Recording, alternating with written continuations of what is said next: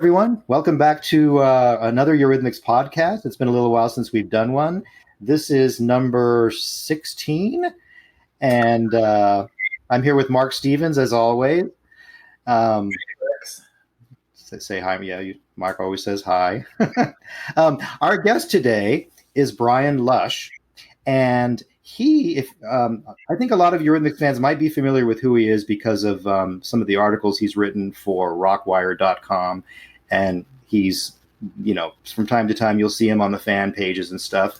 But just a little bit about Brian before we let him start speaking. Brian is a music industry professional and entrepreneur. In 2005, he launched the online music site Rockwired.com to help promote new music artists in conjunction with weekly radio show Rockwired Live. He also launched daily podcast series Rockwired Radio Profiles, which had exclusive interviews and music. He's developed and produced online radio shows such as Jazzed and Blue, Profiles in Blues and Jazz, Aboriginal Sounds, a celebration of American Indian and First Nations music, and other ones. There was also a digital magazine based on Rockwired that was out there and I think attracted over 75,000 readers a month and did really well. Brian has the distinction of being the first American, or Rockwired magazine is the distinction of being the first American Indian-owned rock magazine. Brian Lush is an enrolled member of the Yankton Sioux tribe, and his background is in music journalism, radio and podcast hosting, podcast production, web design, publicity. Pretty much sounds like everything you would want to be into in the music industry. So, Brian, welcome. Thank you guys so much for having me. I really enjoy this podcast, and I can't tell you how thrilled I am to be here. So thank you so much. Well, we're thrilled to have you. Like I said before we started recording, your articles are great. And so we're thrilled to have you. So it works both ways. Thank you so much. Yeah, I mean, we're honored that you're here. So we're thrilled, just thrilled. Yeah. Today we're going to be talking about the Touch album, which I think probably for a lot of Eurythmics fans is kind of a seminal album because, well, at least for me anyways, it was the album that really got me into them. I mean, I loved Sweet Dreams and I had Sweet Dreams and I liked it a lot, but it seemed like when Touch came out, it was like, wow. I mean, they just went, after In the Garden, the switch to Sweet Dreams was dramatic. I think the switch from Sweet Dreams to Touch was even more dramatic and really showed like their songwriting prowess, the production prowess, and it's really made me a huge fan. So we're going to be talking about Touch today, track by track, and whatever thoughts come into our mind about it. So, Brian, do you want to open and say something about your feelings about Touch? Oh, it holds a weird distinction for me, being the first album I ever had on cassette. I kid you not, I got it on cassette, and I would have rather had the album with her doing the pose with the mask, and I would have rather had the vinyl, but the cassette was what I got, after Thanksgiving for this A that I got on a book report. I was only like 9 years old at the time. And we had the Sweet Dreams album, and but I was really looking forward to this new one, and I had to get used to the cassette, I just putting it in and having to fast forward, not move the needle on my Star Wars themed turntable. I kid you not, Star Wars themed, and good for you. Good for you. So that nothing wrong with that. I like that you got it though for a book report. Yeah. That speaks well for what you turned into as a writer. So. It was a book called One Morning in Maine or something. It was a geographical theme for in terms of a book report, but that's boring. So I just remember the name of the book I did it on. So great. Let's talk about the opening track. Here Comes the Rain Again.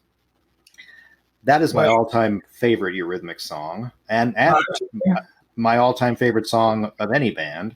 The funny thing is, I get older, I feel like saying things like, this is my all-time favorite song is kind of like less important than it used to be when I was younger. I mean, they're still my favorite songs, but as you get older, you kind of realize there's so much diversity out there and so many types of songs and so many types of things people like that to say, this is my all-time favorite, could maybe is a little limiting, but I do feel that way. And well, it is for me too. I mean, it remains my favorite. I think it's the perfect pop song. I think it's like Dave Stewart talks about the perfect 3.5-minute pop single. That's what Here Comes the Rain Again is to me. Just a perfect, from beginning to end, just a perfect song. So, okay, we've determined that it's number one for me and number one for Rex. Brian? I think it's the greatest love song ever. And I will tell you why. Right. It's just got everything. It's got the synthetic staccato, intro, and you've got the actual real strings and real brass that sweep into it. It's like this perfect sonic marriage. And then you get, and it's almost Wagnerian how it comes in with this minor progression. It really does sound like a storm is coming. There's a storm coming. And then her voice comes in and you're there. She doesn't have to build you up anymore. She doesn't have to reel you in with any sort of like crazy vocal theatrics. It's this very subdued vocal performance. That indicates to the reader that this love is a good thing, but it could be a bad thing as well. And that's what Eurythmics always did the best. They just had this natural tension in their music. It was, there was foreboding in it, and then just when you think that the grandeur of it is way too much for you to take in, they put they had the she-wops in the chorus. And that brings you back to the fact that it's a pop song, but this is a pop song that's going to last the ages because it's got all these great musical hallmarks, to it. And so, and of course, then the She West, it kind of evokes, kind of a 60s, maybe kind of girl group sound or even 50s. It doesn't really sound 50s or 60s in the context it's put in the production, but it was so brilliant. I mean, when I first realized what I was hearing, She West, I thought, God, this is just so great. I mean, it's hard to explain how it thrills me, but. Yeah, I think it's supposed to conjure up that romanticism of, it's supposed to remind you that, as you said, Brian, that it's a love song, a different kind of love song, but it brings that in. And I think the thing about Here Comes the Rain Again, to me, and you brought it up too, that it changes every few seconds. You've got the staccato opening, and then at 4 seconds, you get basically what I always envision as the raindrops, bump, bump, bump, and then 22 seconds in, the orchestra comes in. 34 seconds, the lyrics come in. 48 seconds, the orchestra sweeps in. And at 105, there's the chorus and there's the doo-wop at 110. I mean, it keeps changing every few seconds. And all of this stuff is building on it. It's incredible when I think about it. And I think, too, that it was the song that had to happen following the Sweet Dreams album to say, these people are real. Because Sweet Dreams could have easily been a one-hit wonder. We all know that. It had all the hallmarks of it. Of course, it wasn't. We had much and really great tracks from Sweet Dreams to prove that they were something beyond that. But Here Comes the Rain Again, and other tracks we'll talk about on Touch, but it's a masterclass in pop music and songwriting. There's nothing I don't love about it. Nothing. And none of those features of the song come across as jarring, Nothing, Yeah. the doo-wops don't take you out of the shoe-ops don't take you out of it. Nothing takes you out of the song. It's just perfectly constructed. It brings you further. It brings you further into it. Yes. Every bit of it, and I mean, and then that glorious instrumental bridge. It's just like, I mean, it's everything. Yeah, I wanted to mention the bridge. Where you have the synthesizer going da da da da da da, which by itself could be a little cheesy, but they've got the strings behind it. The strings mirroring the exact, of the synthesizer, and to me that just elevates that from a normal synth type song to something that's much more, and clearly that the songwriters have more of a depth in their thinking and in their production. And kudos to Michael Kamen, who arranged the strings. The late Michael Kamen, yeah. The late Michael Kamen, yeah. So I mean, I did want to say though that you mentioned about it being a follow-up to Sweet Dreams and kind of proving their songwriting prowess and all that. And the funny thing is, it's the vocal delivery is a bit similar. You have Sweet Dreams on, and then you have Here Comes the Rain. So it was almost like they took the same concept but then expanded it and changed it into something else. And of course, for radio, especially American radio, I think it was similar enough in that vocal delivery to Sweet Dreams that the radio programmers could say, yeah, because how radio programmers are in the U.S. I mean, it's just like, if you get your song played, it's a miracle if you're of a certain quality. But so I just kind of felt that it was a natural progression, but it went even further. And yeah, I'm just echoing what Mark said earlier about how it was kind of, the progression from Sweet Dreams. But it's fascinating too. But let's remember, it was the first single here in the U.S., and of course we got that in late January, February of '84. Right. The album had already been released, and they were still trying to catch up, in some of the rest of the world, especially the U.S. But it was the third single from the album in the UK and I guess Europe, where Who's That Girl was sort of a standalone single leading up to the album, and then they led with Right By Your Side, and then Here Comes the Rain Again. Interesting that the way, but I think a lot of that worked out because of timing and the way they needed things, and it was the perfect lead single here, I think. But it makes the most sense as a single, and I just wish it went all the way to number 1 and not 5. Four. Then you get to 4. Oh, okay. and I think, and then Would I Lie to You got to 5. I think. That's what I'm thinking of. That's but it's but when you think about how many great songs were around in '83 and '84, I mean, that was a lot of people had some good stuff going on, and maybe not some great stuff, but a lot of songs. But that it did do well. I mean, great video, just a glorious shot. But it had everything they needed. Great album cover, all the stuff. So and it performs well in any sort of live performance as well. They can do it acoustically. They did a beautiful acoustic version that Dave used for the Lily Was Here soundtrack. Oh, that's right. Yeah. And that's a beautiful version, and they do it well no matter how they've done it. It's a great song. So apparently the three of us think that it's a pretty darn good song. That's what we've determined. And the best way we're not the only fans. The best way to open the album, I think. Yeah. And not an expected way to open an album, with kind of a slower, kind of a ballady song. I mean, most albums open with kind of a punchy type thing, but again, we know they break rules. So yeah. So the next song is Regrets, and I'll let either one of you jump in first.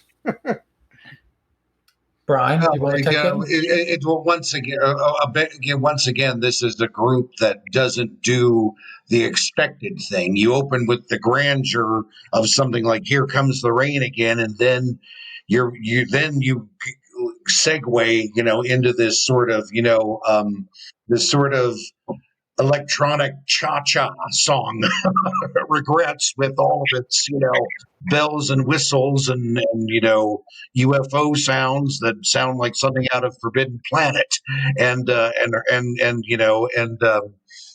Lennox, as no longer sounding like a woman waiting to be an ice queen, waiting to be melted by love. She becomes this android that's gonna hurt you if you don't do what she wants. I find it a pleasurable song. I think some of the I don't know. I think some of the lyrics, what's the wow, I can't even now. Talk to two wonderful Eurythmics fans. Now I'm forgetting what I need to say about a Eurythmics song that nobody else knows about. Yeah. Well, I mean, the lyrics that get me are like, the razor blade smile. Yeah, exactly. Highway Mohican, and it's just, and in this country, I do what I like, know. Yeah, it's a great moment to me, kind of. Yeah, exactly. Is it a song that could have been released today on the things that are happening today? Left, right, black is red. That is why in this country I do what I like. Yeah, that's that kind of thing. It could. I think it could. She kind of. I think foreshadows Gaga a little bit, but just a little bit with that song. I'm not saying all the way, but No, I get that. I get that. Yeah. I think there's a lot of things that well, as you know, Gaga dressed up like sort of like Annie's Earl. That's right. At an award show too, which was clearly an homage. So yeah, it's funny. I haven't heard Lady Gaga mention Annie Lennox specifically. I've heard her talk about a lot of artists, but never Annie Lennox. But it's there because you can see it. Right. You can see the influence. And sometimes they don't talk about their biggest influences because they don't want to seem like copycat. Right, exactly. So yeah, but I remember, and I think I told this story before on another podcast, but when I was a teenager and the Touch album was out, I had a friend over from school. And I was playing the album, and when Here Comes the Rain Again was on, that was fine. But when Regrets came on, this really threw this kid for a loop. He looked at me and said, "What the heck is this?" That was my first dawning that, oh yeah, some people might think this is a little odd. I didn't, but I really enjoy the song. It's a good shoulder shimmy song. It's kind of and I love the sort of homage to Grace Jones in it with the sinister android that she. Here's how I'll say it. I think this song looks like the Annie Lennox that we see on the cover. The warrior. That's what's captured in that song, and I think that's to say. Especially with the mask on, and she talks about the Highway Mohican and all that stuff. Yeah, you're right. I hadn't really thought about it that way. I think that's a really good point, Brian. I think you're right. That song sums up that cover like nothing else. Absolutely right. It's there. I think I love the lyrics of where she says, "And my fist collides with your furniture," which I was trying to think of. You go back to the Sweet Dreams video and pound down on the table, So I don't know if that's even. I never made that connection before myself, but thank you. That makes a lot of sense. That makes a lot of sense. Me either. See, this is great. I will say this. I think the Touch dance version of Regrets, I think it's better than the album version. So it's pretty good. I listened to it recently, because you had mentioned that recently, so I went back and listened to it.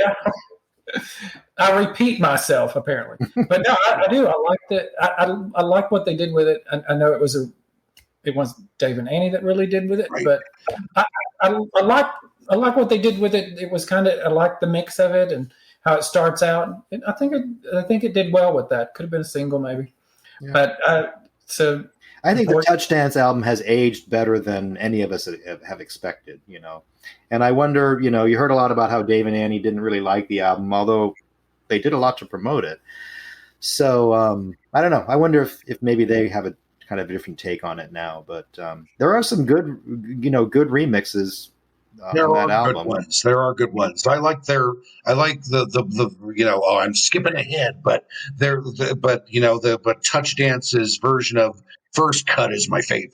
There. Yeah. Mm-hmm. So. Yeah. And of course, the First Cut was a huge hit on the dance, you know, on the dance charts and in dance clubs in the U.S. as well as everywhere else. I remember seeing it on Billboard, like at number 2 on the dance chart, and it was like, oh, wow. You know, I personally didn't hear it in any clubs, even though I was going to clubs at the time. So I don't know, but somewhere then apparently. So yeah, yeah. So all right, what's next? Right by Your Side. And my partner always says this is the song that really made me realize that, you know, they could be like a band and they could do, you know, like the normal band thing and all that. And that was always kind of a head scratching comment to me, because it's like, well, that was obvious all along to me, but okay. But I get it. It was, even the video was the first time we really saw them like performing like a band, you know, instead of like this conceptual bizarre imagery, even though the imagery was still bizarre.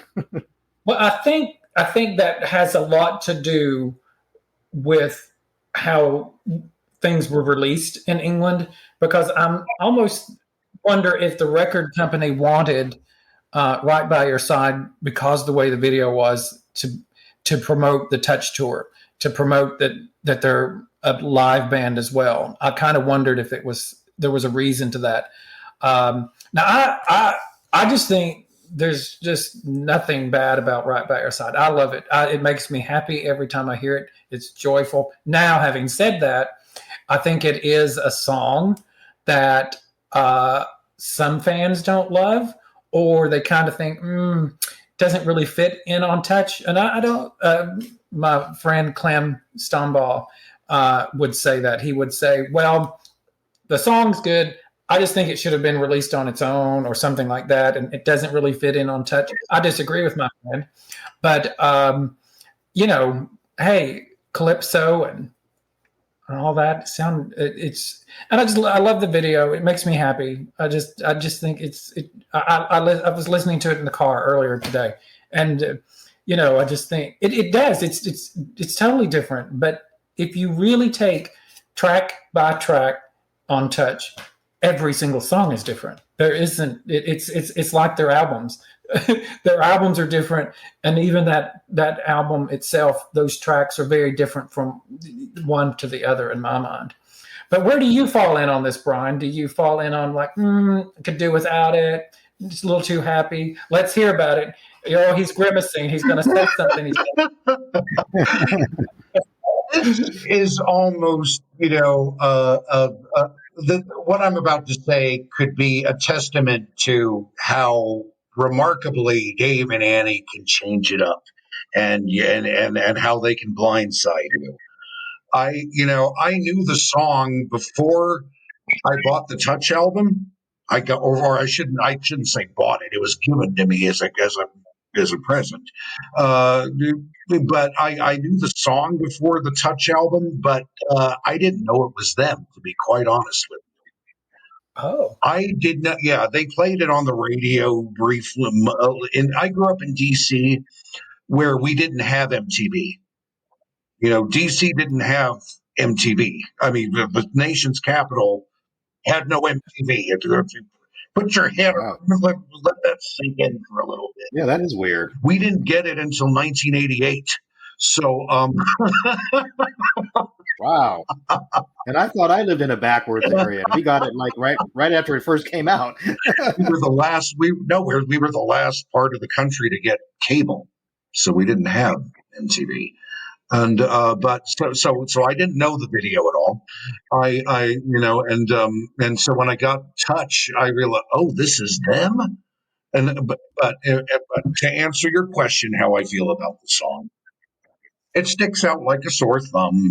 I just think, you know, I just gotten so used to what's the word, I don't know. I just got used to Annie Lennox as a kind of maudlin vocalist, with "Who's That Girl?" I mean, "Sweet Dreams" doesn't always evoke the most,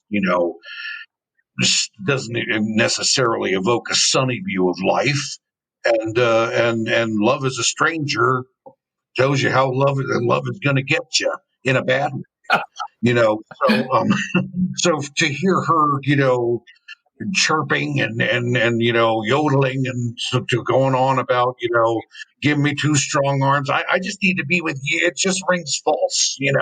Maybe I don't know. Maybe she really did feel those things as she wrote it, but. Well, she did say at the time it was one of the genuinely first genuinely happy songs they had ever written and recorded. And I think she did. I think she does feel that way when she writes it. However, I don't know how long lasting those feelings are with her. but pay attention to those first two lines in that song. It's "Give me two strong arms to protect myself. Give me so much love that I forget myself." This is not. This is a broken person. This is very internal in the sense of she's not. The two strong arms are to protect herself. So she takes it, and by the second verse or the second stanza, she's talking about another person at that point. But it's interesting when you really step back and you start reading that it's a little bit about it's kind of be self-affirming kind of thing. Give me this so I can get through this. I need this so I can believe that there's someone there that I can believe can be right by my side. So it's, and there's, and even Dave's talked about what's the lyric later on, when depression starts to win. And he's talked about that even, so Annie couldn't write a completely happy song, but it is that interesting dichotomy that she's trying, even when she's trying to write a happy love song, it's talking about this isn't easy, this is hard, and I need some strength to even believe that it's going to happen. So that's interesting. So you're saying that when she says "give me two strong arms," she's talking about her own arms? But that's what she says. Give me two strong arms. I always thought she was talking about I never even caught into that. I always thought I thought she was saying "give me the strong arms of a man." Yes, but I don't think it's talking about I need to convince myself that I can let somebody, that I can believe in this, that I can get close to somebody. It's really interesting because it's interesting because I think we hear, because of what the song is and that it's happy, I think we hear "give me two strong arms," and we're thinking, oh, I need a man kind of thing. But that's not what she's saying. No. And she's really good at those types of lyrics that you think mean one thing. A perfect example is in Angel, where she says she took her life within her own two hands. And people think that the lyric is about that this girl killed herself. But it's not. It's about she took her life within her own two hands. She did something with her life. And lived it. Yeah, okay. I mean, I'm a little embarrassed because I did think that was about suicide. I mean, and I'm embarrassed because Mark is really on this thing about right by your side that I never considered. I'm having a fun time with this, you guys. This is really great. Well, then that's the best part is when you realize things that, wow, someone else has a different perspective and it kind of works. But if she wanted to, she said, if she wanted to imply that the girl committed suicide, she would have said she took her life with her own, not within her own two hands. And it gets a lot of fans, I think, think it's about suicide, but it's not. Anyhow. Well, we two are one. Back to touch. Well, so I always thought "Right by Your Side" has such bizarre lyrics. Like I want to swing from limb to limb, to. And it's like, what are you, a monkey? What is it? And then we have, a woman in the jungle and a monkey on a tree later on. And it's that's exactly. But I always just thought it was just really goofy and bizarre, and that it was meant to be that way, but you're right. It has those dark shades of self-doubt or whatever, or So yeah, I guess she can't write a completely happy song. I want to read a review from the LA Times, and it was an article about dance music, and he had written, and it was Robert Hilburn, which we remember Robert Hilburn, and he was kind of a tough critic back in the day. He talked a lot about would Eurythmics ever make the Rock and Roll Hall of Fame. He actually wrote stories about that. But anyway, he did a 12-inch singles were becoming very big at that point, and so he's writing an art. He took a lot of singles and he wrote about them, and he concludes it with "Right by Your Side," and he says, Dave Stewart and Annie Lennox counter the anxiousness of their tales of romantic obsession with a cheery, carnival-like pledge of devotion that defies you not to tap your feet. So, yeah, you got to tap your. I think you got to tap your feet with Right by Your Side. It brings me joy every time, but it always did. So I think that you're going to fall in one of those places. I don't think it sounds out of place on the album. Sorry, Clem. I think it sounds perfect on the album, and I think Brian is with Clem on this. I'm with you, Clem. I've seen his name in the group too, so I know who you're talking about. So me and Clem are going to agree there. So. I'm sure Clem will comment on this in the comments. All right, okay, so the next song is Cool Blue, and I just want to. I'll let somebody else talk, but the first thing I just want to say real quickly. One of the things about this album that really sticks out is Dave's guitar work, which is so it's almost subtle. If you're not paying too close attention to it, you might just think you're listening to a synth album. But there's so much guitar work in the background and in the songs themselves. And Cool Blue, I think, is one of the ones, along with some of the other ones like First Cut and Aqua, where you really hear that his guitar work and how. Once you realize how much of it is there and how prominent it is, you realize that without it, the album would probably not even work, So, and I think that has to do part with the name Touch. It's almost like a little bit more organic. It's synthesizer, but not as synth as the first album. And now we're getting a more organic. I mean, there was guitar on Sweet Dreams album, of course. It just seems like it was used in a way on Touch that was more deliberately organic to me. And one thing I'll say before I let somebody else talk is, the Touch logo, has TOUCH italicized, but the H is straight. To me, that always meant I always took that as when you touch flesh, it's soft until you hit the bone, and then it's firm.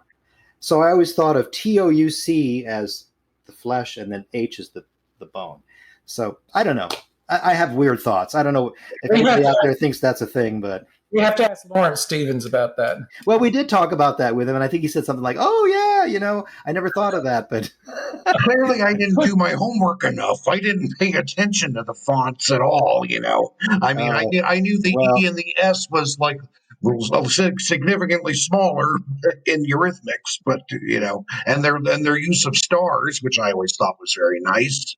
Good job there, Lawrence Stevens. But I just never really took the time to really think, why they did it that way. But I've always liked their, it wasn't just their music for me. It was how they presented themselves visually that I thought was just as important as the music. And of course, on the album cover, it's shot in a way where she's lit in a way where you can see the hairs on her neck, and like hair on, and to me that was another thing, like Touch. It's more real, it's more up front, and more organic, even though it's a synth album as well. So Cool Blue, thoughts on Cool Blue? Cool Blue and the First Cut to me have always seemed like first cousins, that they fit perfectly. And I think they're very similar tracks in a way, and I find it again one of the fun tracks from Touch. It's fits into the synth band aspect of them, far more, I think, than Sweet Dreams. Sweet Dreams, I think, is a very kind of lush with lots of stuff going on. And I think Touch is a little bit more in the vein of 80s synth music. And I think Cool Blue fits into that vein perfectly. Yeah. I wonder, what is the song about? Is it about somebody who's died? Blue, the color suits you? Or is that what the person is wearing? I don't know. Well, I don't know. She always had a thing for men who are kind of icy and distant, and I that's just how I take it.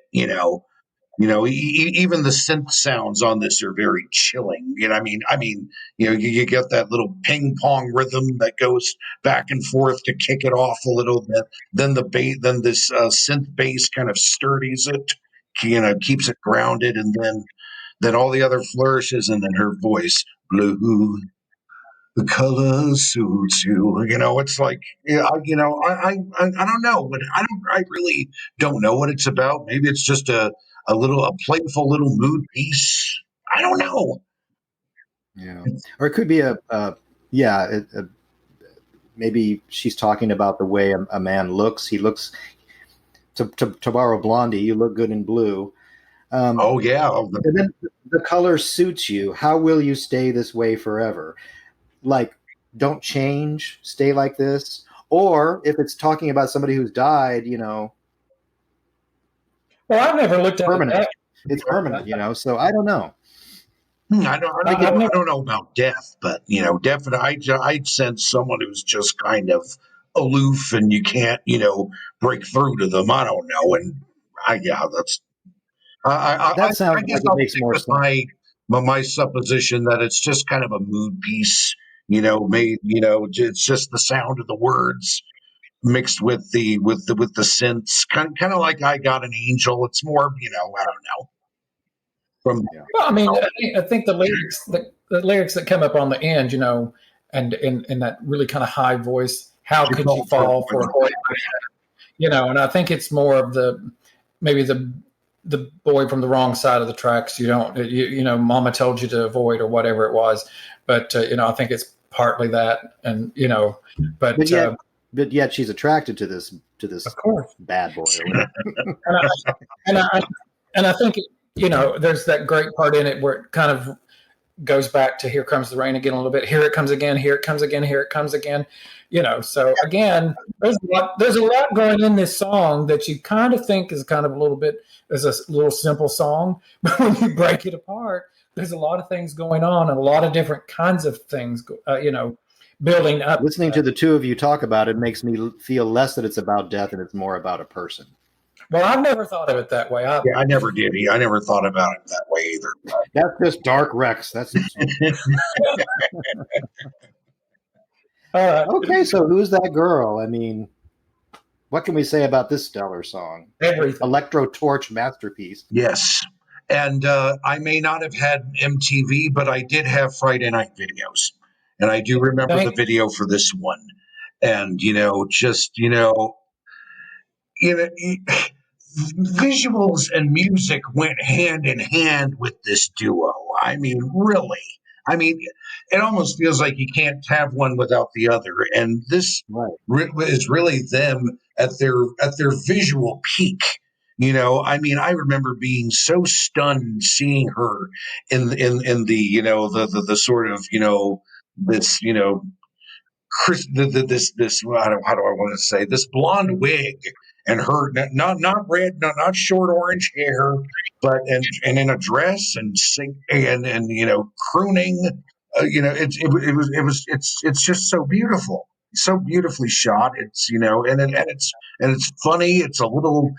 It's a fantastic video, and it's a fantastic song.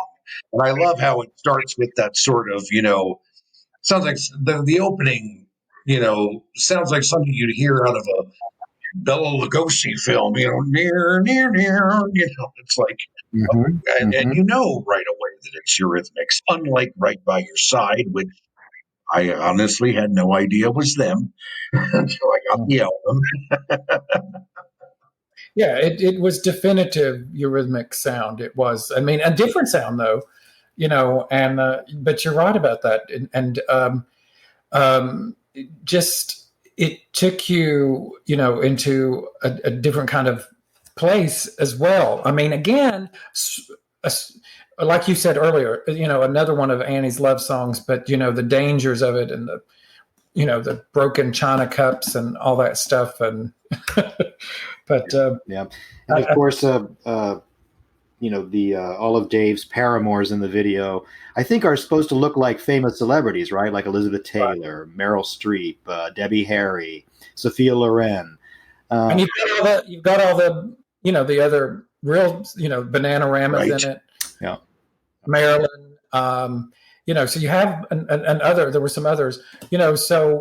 Which is interesting because think about that. Now they had a huge album and a huge single, but they're still very young in the process. Of course, they'd been in the tour. They were known in England, so maybe it's not so weird. But sometimes I think about it.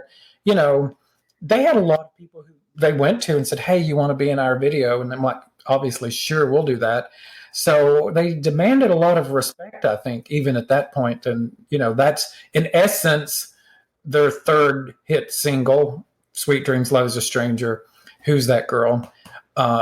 So that's always a kind of a song that I wonder if I'm surprised no one's covered that of any a more famous person, has not covered that. I even think you could cover that as a country song if you wanted to. You could twist that around, but I'm kind of surprised that no one has.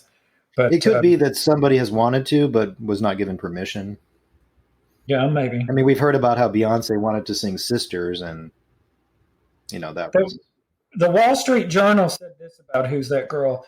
The mood is that of someone wistfully staring out a rain-spattered window, and then the song's flowing melody is ambushed by the thud of a staccato rhythm line, shattering the reverie like a fist shot through the pane. They're not talking about Here Comes the Rain again. They're talking about Who's That Girl in this spot, and they're loving it. So It was an odd song to hear on the radio because it has a it never seemed like radio ready to me, like it was like a perfect radio song, because it has like Brian, like you were saying, has that kind of very odd beginning, which is kind of sinister sounding, but yet I heard it on the radio, not a lot, but I did, and I think it was kind of a triumph that it was played on the radio, because it was, like you were saying, you had heard Right by Your Side like just a few, and same with me. I didn't hear it very much on the radio. I heard it a few times, and it always stuck out like a sore thumb, even on the radio. And I think even Who's That Girl kind of stuck out that way too. But maybe I keep beating this to death, but I mean, the song so different every few seconds. It changed, and which is not the usual way to write a pop song. Not that things don't change and you've got the chorus and all that, but it's so totally different. You started out with the three words and then, like you said, the music and the lyrics, and then it does pop as Wall Street Journal's referred to, but there's just one thing, and you kind of pounding your fist kind of thing. And I think there's a perfect moment in the song where she goes, ooh. Mm-hmm. Right. Yeah, I love that part. I mean, that is just so perfect. It is just a perfect moment in a pop song, and I've always just thought that was absolutely brilliant. I'd love to talk to Dave about this. It's interesting because the remix, the 12-inch single, is a little bit different in the sense of how it is a little bit more dramatic, even with the first music, which is how they performed it live on the Touch Tour, which I just think is really well done. And not that it deviates too much, but I'm always been sort of curious, like if it got written 2 or 3 different ways. They were they did a lot of their songs early on, and they would and change it up a little bit. we know like there were sort of early versions of Somebody Told Me and some of the others, so I can't think of the other one, but so it's always kind of interesting to me if they kind of said if the which one sort of first. I know it's a remix or the 12-inch, the club mix, I think they called it. But anyway, it's just kind of interesting to me that I wondered if there were a different version of it, and they finally said, "This is the style we want to do." I'd love to know that. I think a lot of artists probably do that. I'm sure they do. Yeah, and the one you hear on the album may not necessarily be the one they started with or whatever. And you often hear in concert too the way they change things around, and not just Eurythmics, but all artists do that. So yeah, it's just a phenomenal song. What can you say? Yeah. Okay, First Cut is the next song, and of course this is the first song on the second side of the LP for those of us that didn't have the cassette. Although maybe you did have to turn the cassette over for that. You did have to turn the cassette over for that. You did. Sorry. What I've always wanted to know about this song, who is George? Hello, George. I never saw you coming in. I always thought it was Boy George. That's what I thought too, that she was talking about Boy George. But now I'm wondering if it was more a reference to Gilbert and George because of the whole, they used, they talked about how Gilbert and George were a big influence on their look, their suited look. Yeah. Their suited look. Yeah. So I always thought it was about maybe Boy George, because I hate to use the term gender bender because I know that labels things, and Annie's not too crazy about it, but they were the two premier gender benders of the day. And they were friends. I mean, those two were friends back in the tourist days, so could be, Yeah. I guess they were so top of mind, and I had friends who, I loved Eurythmics, and friends who loved Culture Club and all that. So it was always there in the forefront for me.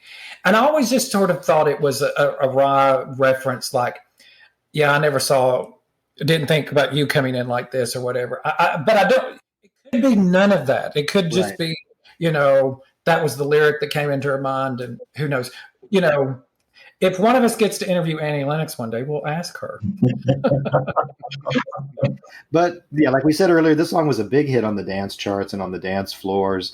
And I always loved the song. I just thought it was a great, energetic song. And it is. It's a real kinetic number. And then at the end, you mentioned Dave Stewart's, guitar playing. It really kicks in on this one. It almost predates What I Lie to You, I think, a little bit with the, yeah, you're right. We got that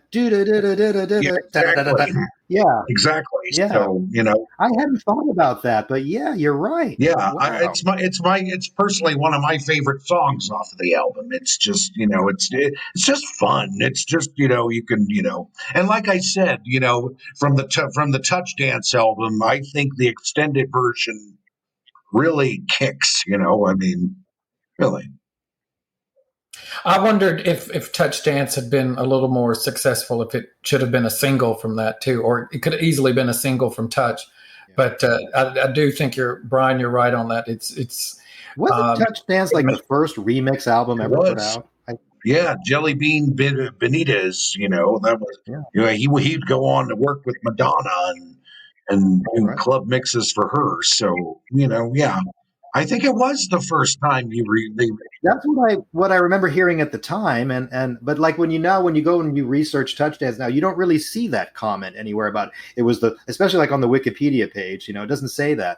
But that's what I had always heard, and I can't think of one that came along before that. I think there was, and there was a recent article, and I do not know who did it, but it's fairly recently and I don't actually think they talk about Touch Dance, or maybe they just slightly mention it. But there were some others, but it was very early on.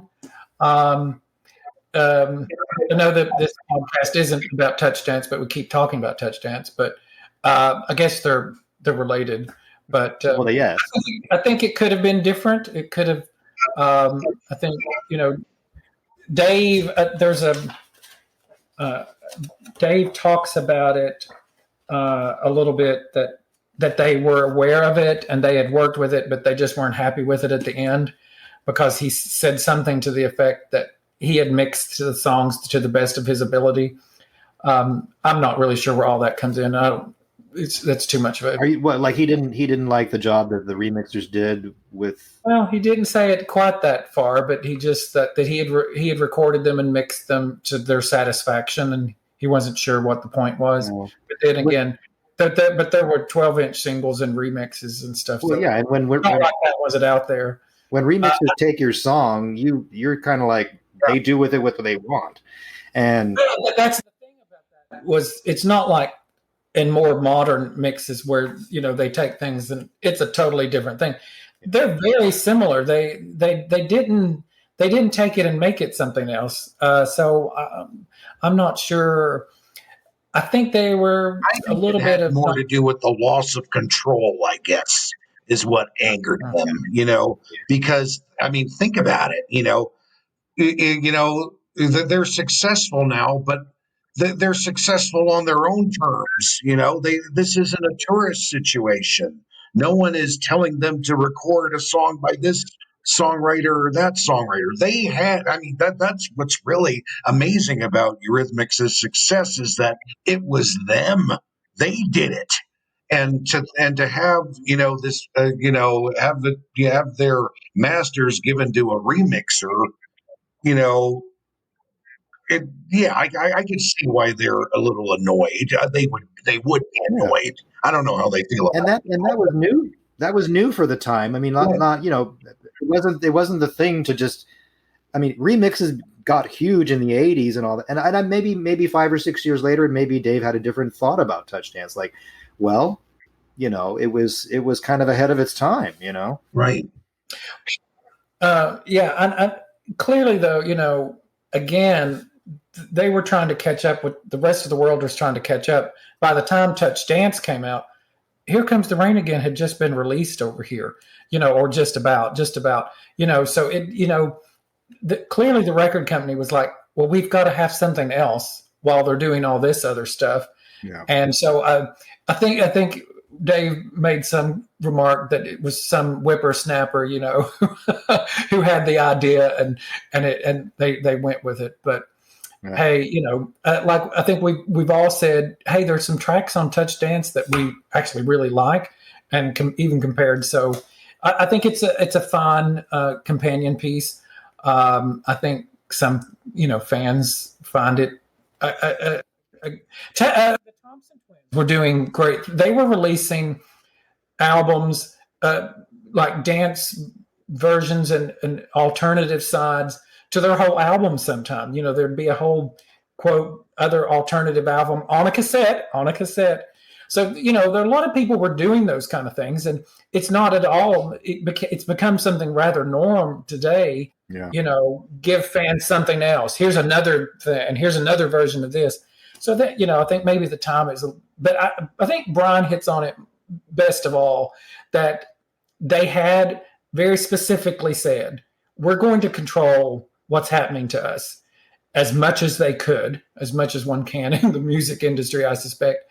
And that one was probably one where it kind of got away from them. Yeah. And it's like, we're not going to give you any credence. You're going to listen to us, because they had the chops to do it.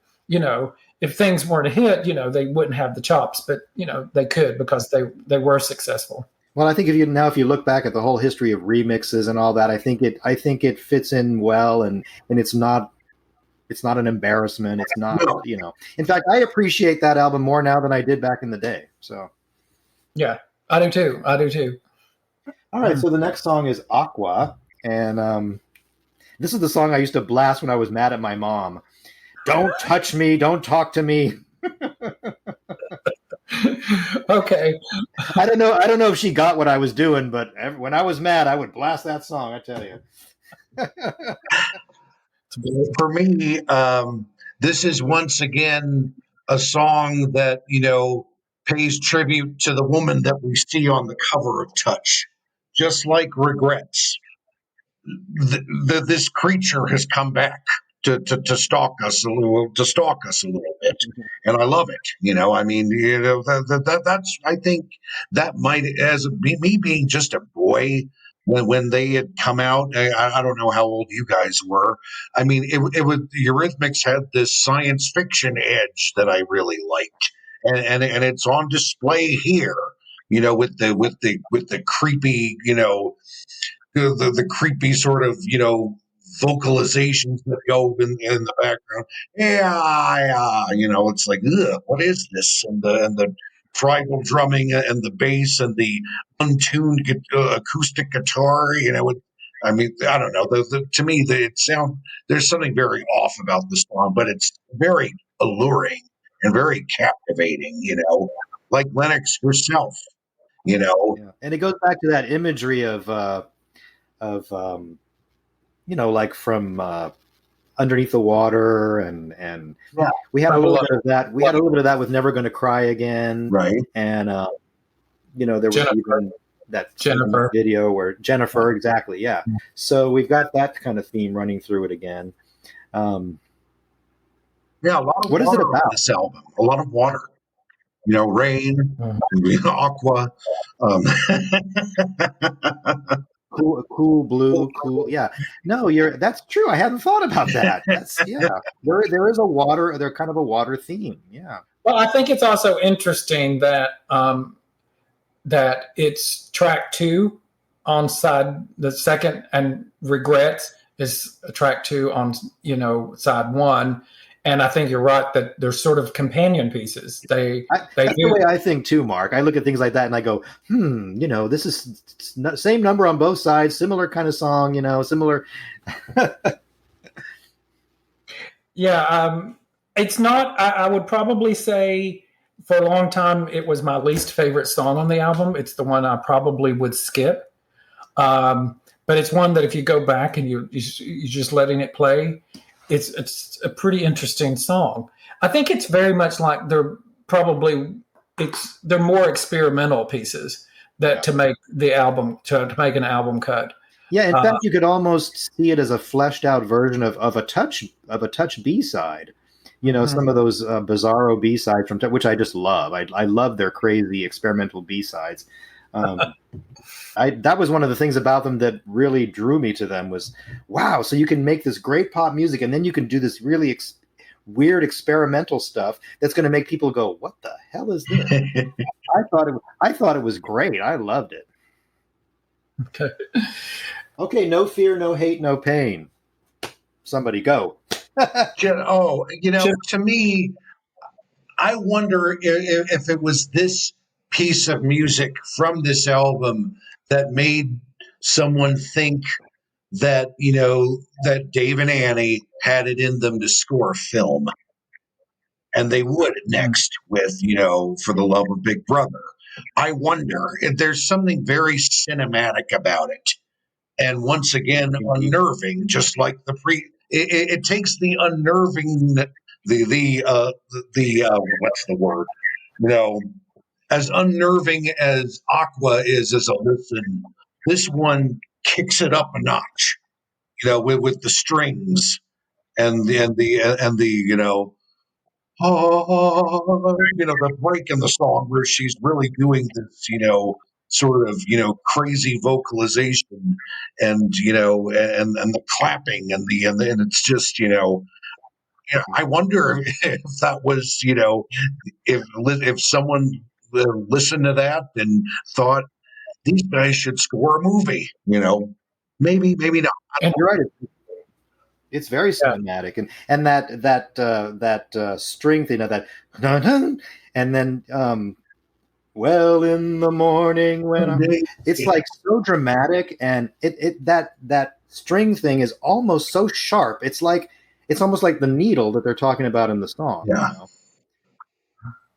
Well, again, and I think that song shows again how much confidence they had in songwriting, and to do, with the no fear, no, and just the juxtapositions of those, and how, which has shades of Beethoven in it, when you think about it, with the response, those responding vocals that are both her, Yeah. If you've not heard, and you'd have to go find a bootleg of it, but the live version of that, and one of the backing singers, one of the Croquettes, and they hit this really, really, really high note. And I'm not going to try to do it, but it's a killer part in that song live that they performed a few times, on the Touch tour. Yeah, I think I know what you're talking about. Yeah, yeah, and because it's very ethereal, and it's.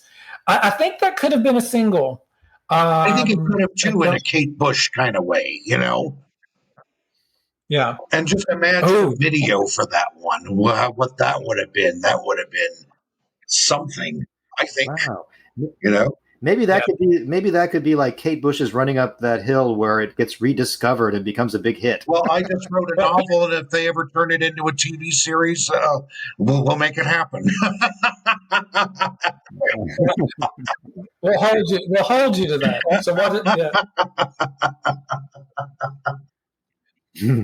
what's the name of the novel? I got it right here. Well, no one else can see this, but you guys can. It's Roger's War. It's a dystopian novel. Oh. Nice. Yeah. All right. A post-American society, and I was listening to a lot of For the Love of Big Brother as I was writing it. So there you go. I'm gonna check that out, Brian. And everybody who's listening, you can check that out too. I mean, sure. It's available on Amazon? Yeah, you can get it on Amazon through paperback or Kindle, and it's there.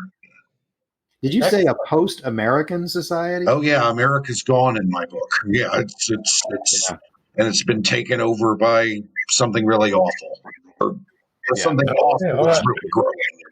And my main character is caught up in it. So yeah. Agreed. Yeah. Very interesting. Very interesting. I like that. So people can check that out. So I like that that you listen to some Eurythmics music during all that, just not necessarily for inspiration, but for emotion, I suppose. That's how I write. I write with music sometimes. It's not always Eurythmics. It's not always Eurythmics. I understand it, but it was. I actually made a loop of Winston's Diary from the 1984 soundtrack for a few scenes to get through and write, and so that's. Winston's Diary is one of my favorite tracks on that album, and it's so short. Mm-hmm. But it's so evocative. And Mark, do you remember what I did with that song about how my dream was to play it as I was driving through the desert? Yeah. Oh, yeah. And so that dream finally came true. I was driving through the desert a few years ago, and I just played it over and over. To me, it always had a kind of a Western feel to it, like almost like around a campfire. Again, it's got a spaghetti. Yeah, it does have a spaghetti Western feel, but right, and that's what it always evoked for me, even though I know that it's about the desperation and isolation and all that of what's going on in 1984. But I always thought of it as like, but the imagery in my mind was sitting around a campfire at night and someone's playing this harmonica, and it's is that even a harmonica in the song, or is that? It is a harmonica in the song, but it's largely powered by a synth, progression. Bare synth progression, which works beautifully, I think. But we skipped ahead to another album, so sorry. Sorry, listeners. I think we've done that several times. You can tell I don't talk to Eurythmics fans often enough. Well, I think it's a stellar track from that album. I don't think it necessarily was one that reviews even mentioned necessarily a lot. Right. I've looked through some, but it's a standout track, and I do kind of wonder if they'd had time to make a video for it. Again, they were on a world tour. Instead of Touch Dance, would there have been a fourth single? It could have been the first cut. It could have been No Fear, No Hate, No Pain, No Broken Hearts, which, I believe landed as one of the top 10 Eurythmics songs in our Eurythmics poll from a few years back. So I think it's an important song to a lot of people. I think it's a very emotional song too. Different. course. You had a friend in high school who was, I wouldn't say she was a huge Eurythmics fan. She was a casual Eurythmics fan, but that song really resonated with her for some reason.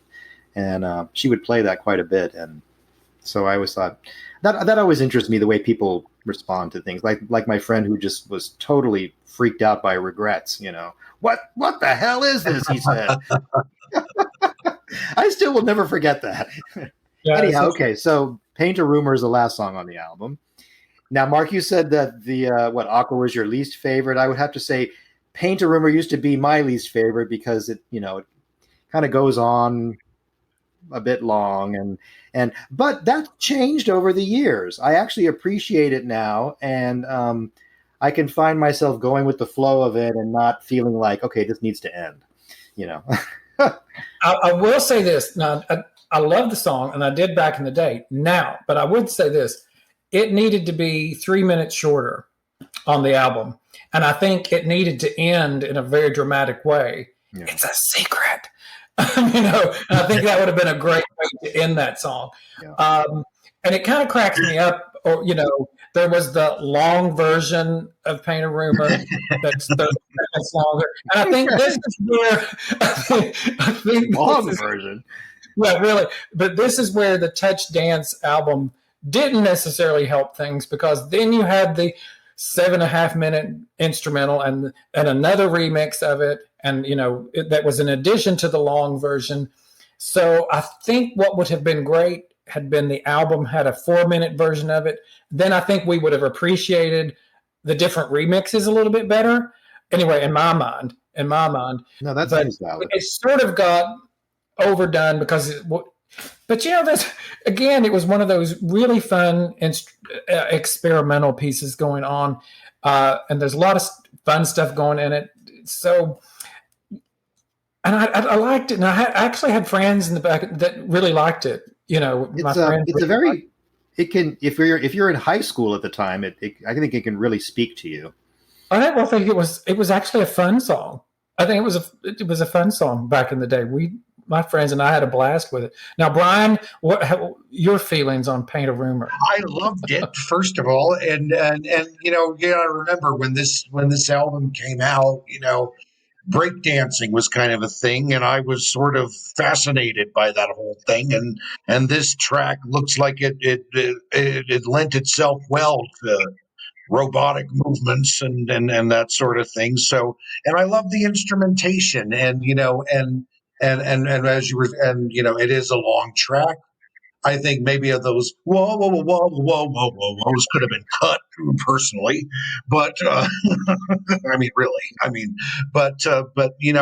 thought it ended perfectly, and I think it ends even better on the real long version on Touch Dance, with the bass riff that's really prominent, and it just takes you out, and visually. I didn't think, I would have liked to have seen a video for this one, similar to that Art of Noise video where they're chainsawing, a cello or something like that. I could have seen something like that for this. Or something similar to Missy Elliott's, Work It video. Just something really, robotic and herky jerky, and with destruction and coming in it and reintegration. And but then again, like I said, I always really love this band for their visuals, and I really would have enjoyed seeing something, for this track, And there's a lot of I like to envision videos for this band that they never made. So I know I do that too. I always thought it was a follow-up in a way because of the theme of it, of course, from Somebody Told Me on the Sweet Dreams album, The Secret and some, right. Always kind of, my mind always went there with that. But it got listened to a lot. Of course, it was a B-side to Here Comes the Rain Again. It was, yes. Yes, that's right, yes. So, and I think that's where that long version came from. And so, and on the 12-inch, you've got the long version of Here Comes the Rain Again, which is 9 seconds longer. And I've never really figured out, if anybody knows, maybe someone here knows, I'm not sure where the 9 seconds come in, other than if it's just longer at the end. I don't think. I think it's longer at the end. Yeah, it fades out. It doesn't fade out as fast as the regular version, and then you get a little more vocal at the end. Maybe or something like that. Yeah. That's kind of like the extended version of "Would I Lie to You" has a extended ending. Yeah. "Would I Lie to You" is the only single that I ever had from Eurythmics. Don't ask me why. It was the other one. Sorry.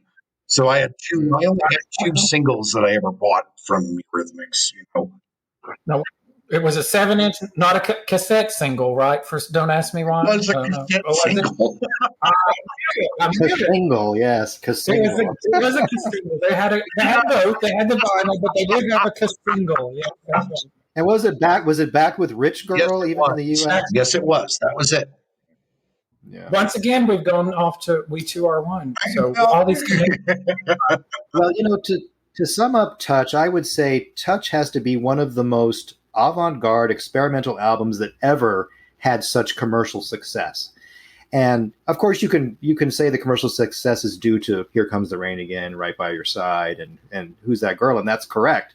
But the rest of the album is so experimental and bizarre that the fact that it sold as well as it did and it was so popular, top 10 and all that, I think was an artistic triumph, really. So yeah, I want to mention that on placements on chart positions, and you can get this in lots of places, but Craig Halstead did a book that compiled a lot of this stuff called Annie Lennox, All the Top 40 Hits. Shout out to him.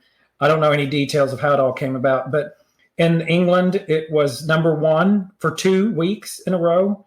Australia, it reached number 4. Canada, number 3 for 3 weeks in a row. Germany, 9. Japan, 71. The Netherlands, number 9. New Zealand, it reached number 1. Norway, number 8. South Africa, number 11. Sweden, 9. Switzerland, 14. In the U.S., the album was number 7 for 3 weeks in a row. That was its top.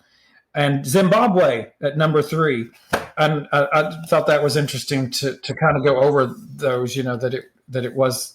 I wonder how many people bought it and heard the other songs and thought, like my friend, what is this stuff?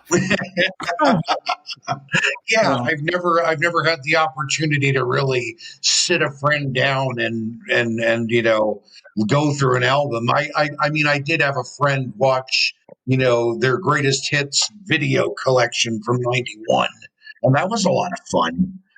Just the reaction there, Yeah. Never an album where I just sat someone down. Yeah.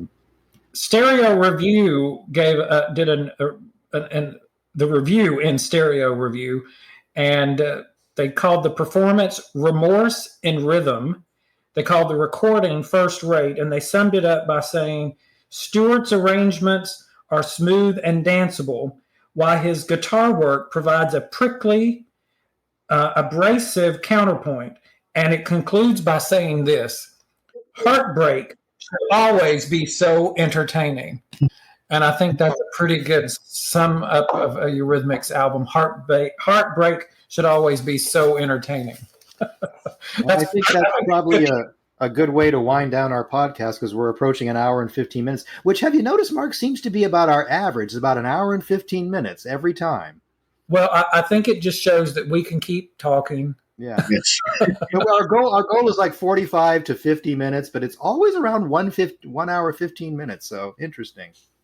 But Brian, it's been great having you. And we'd like to have you back to discuss another album. Or I would love to, please. That would be awesome.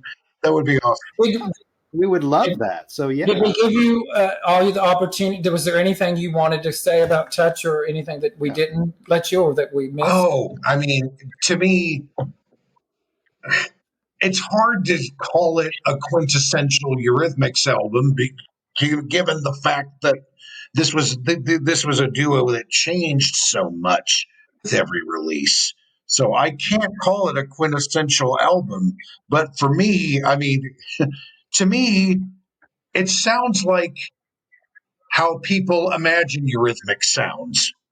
When they don't take into account that, they could rock out with Would I Lie to You, or throw you a loop with Beethoven I Love to Listen to, or, Never Gonna Cry Again, or, or they could be, raunchy with I Need a Man, or be all upscale with Don't Ask Me Why. I think this, this album is the perfect encapsulation of what this band is capable of musically and visually and all of that. So, I agree. which is hard to do considering that that the album before it was released the same year. Yeah. Think about that. Think about that. Just how before 12 months were up, that they accomplished that. Not this. Yeah, I mean, just think about the whole 80s. I mean, they put on an album every year. Right. I mean, we were so lucky as fans to get that. I mean, nowadays, most artists go like 2-3 years between albums. It's now just standard. Or Annie Lennox, who goes, 5, 6, 7, 8. 9, 10, 11. Yeah. So, but I mean, if we have to thank Dave, because clearly, and they always talked about it. We're not just saying it here, but if it had, Dave was the one who pushed, because Annie always said if it were up to her, it would be 4 or 5 years, but he said no. So we are very lucky that we got all that. Well, and to think that, a whole album with 3 or 4 singles, all within the space of 10 or 11 months, and then all of a sudden here comes another album. Mm-hmm. And it's just like, wow. I mean, I think we didn't realize how good we had it back then. Right. Absolutely. Yep.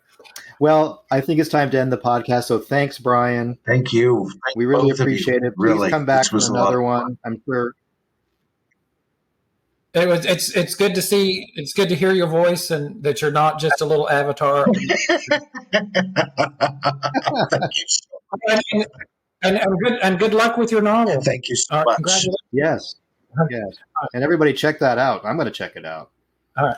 All right. Until next time. Bye, everyone. See ya. Thank you. Bye.